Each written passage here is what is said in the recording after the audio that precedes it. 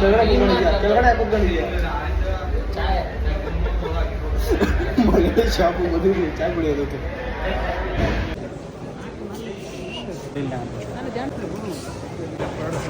ನೋಡಿ ಇದು ಮೈಸೂರು ಸ್ಯಾಂಡ್ಲು ಅಂತ ನಮಗೆ ನಾವೇ ಹೆಮ್ಮೆ ಪಡ್ಕೊಬೇಕಷ್ಟೇ.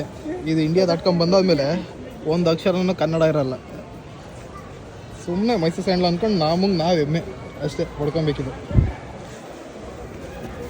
ಕನ್ನಡ ಒಂದು ಅಕ್ಷರನೂ ಇಲ್ಲ. Made in ಇಂಡಿಯಾನೇ. ಮೈಸೂರಲ್ಲೇ ಪ್ರೊಡಕ್ಷನ್ ಆಗಿರೋದು. ಒಂದು ಅಕ್ಷರ ಕನ್ನಡ ಇಲ್ಲ. ಯಾವುದು ಅದೇ ಕನ್ನಡ ಇಲ್ಲ ಅಲ್ಲಿ ನೋಡಿ. ಪ್ರೊಡಕ್ಷನ್ದು ಮೈಸೂರಲ್ಲೇ ಪ್ರೊಡಕ್ಷನ್ನು.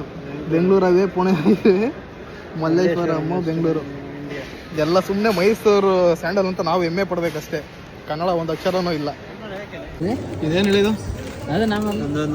ಓಪನ್ ಮಾಡು. ನಮ್ಮೂರ ಕಡೆ ಇದು ತಿಪ್ಪೆಲ್ಲಿ ಬೆಳೀತದಲ್ಲ ಅದು ಸೇಲ್ಗಿಕ್ಕವ್ರೆ ಗುರುವೆ. ಎಷ್ಟು ರೂಪಾಯಿ ಇದು? ಎಲ್ಲ ಗುರು ರೇಟು ಒಂದು ಪೀಸು ರೇಟ್ ಹಾಕಿಲ್ಲ. ಇದು ತಿನ್ಬೋದಾ ಅಂತ ನನಗೆ ಇವತ್ತೇ ಗೊತ್ತಾಗಿದ್ದು. 10 ರಿಯಾಲು 200 ರೂಪಾಯಿ ಇದು ಇಷ್ಟಕ್ಕೆ. ಇದು ಬೇರೆ ಯಾವ ಶಾಪ್ ಅಲ್ಲ, ಲೂಲು ಹೈಪರ್ ಮಾರ್ಕೆಟ್. ಸೌದಿ ಅರೇಬಿಯಾದಲ್ಲಿರೋ ಲೂಲು ಹೈಪರ್ ಮಾರ್ಕೆಟ್ಗೆ ಬಂದಿದ್ವಿ. ನಮ್ಮ ಮೈಸೂರು ಸ್ಯಾಂಡ್ಲು ನೋಡಿ ಸಿಕ್ಕಾಪಟ್ಟೆ ಬೇಜಾರೇ ಆಗೋಯ್ತು. ಕನ್ನಡ ಅನ್ನೋದು ನಮ್ಮ ಕರ್ನಾಟಕದಲ್ಲೇ ಇಲ್ಲ, ಇನ್ನೆಲ್ಲಿ ಸೌದಿ ಅರೇಬಿಯಾದಲ್ಲಿ ಇರ್ತದ. ಬೇರೆ ಆಗಿರೋ ಕೇಳ್ತಿರ್ಲಿಲ್ಲ. ಪ್ರೊಡಕ್ಷನ್ ಕರ್ನಾಟಕನೇ, ಮೈಸೂರೇ ಐತೆ, ಮಲ್ಲೇಶ್ವರಂ, ಆದರೂ ಕನ್ನಡ ಇಲ್ಲ. ಏನು ಹೇಳೋದು? ಸೌದಿ ಅರೇಬಿಯಾದ ಗಲ್ಲಿ ರೋಡ್ಗಳು ಇವೆಲ್ಲ ಎಲ್ಲ ಇಂಡಿಯನ್ಸ್ಗಳೇ ಇರ್ತಾರೆ. ಎಲ್ಲ ಆಲ್ಮೋಸ್ಟ್ ಮಲಯಾಳೀಸ್, ನಮ್ಮ ಮಲಯಾಳೀಸ್, ಕೇರಳೀಸ್, ಪಾಕಿಸ್ತಾನೀಸ್ ಏರಿಯಾ. ಆದರೂ ಫುಲ್ ಸೇಫ್ ಆಗಿರುತ್ತೆ, ತೊಂದರೆ ಏನಿಲ್ಲ. ಫುಟ್ಪಾತ್ ತರಕಾರಿ ಅಂಗಡಿಗಳು ಎಲ್ಲ ಸೌದಿ.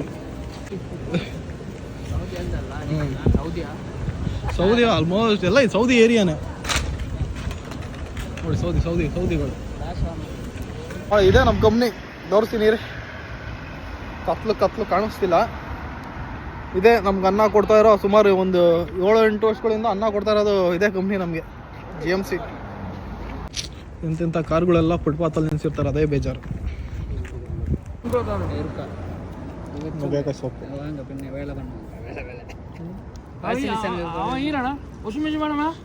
ಕನ್ನಡಿಗರು ಅಂತ ಇಲ್ಲ, ಪ್ರೋ ತಮಿಳ್. வாஷிங் மிஷின் வேணுமா அந்த கீழே ஒரு கால் கேட்டு அவனுக்கு கொடுக்குவாங்க.